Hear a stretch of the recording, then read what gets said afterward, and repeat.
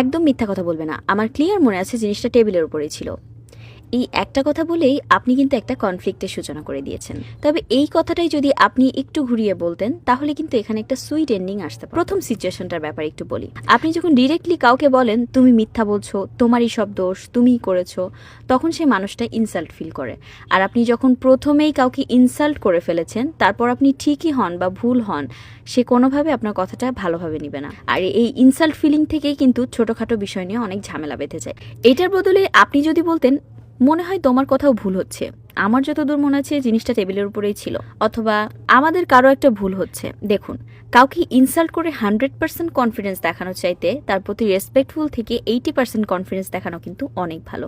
এভাবে বলার পর জিনিসটা যেখানেই পাওয়া যাক না কেন, দুইজনই ব্যাপারটাকে খুব সুন্দরভাবে একসেপ্ট করে নেয়। অ্যান্ড আপনি যখন রিপিটেডলি আপনার অপোজিট পার্সনকে এভাবে অ্যাপ্রোচ করতে থাকবেন, তখন সেও আপনার থেকে এই সেম অ্যাপ্রোচটা শিখে নিবে। সো আজকে থেকে এইভাবে কথা বলার অভ্যাসটা একদম বাদ দিয়ে দিন, মনে থাকবে।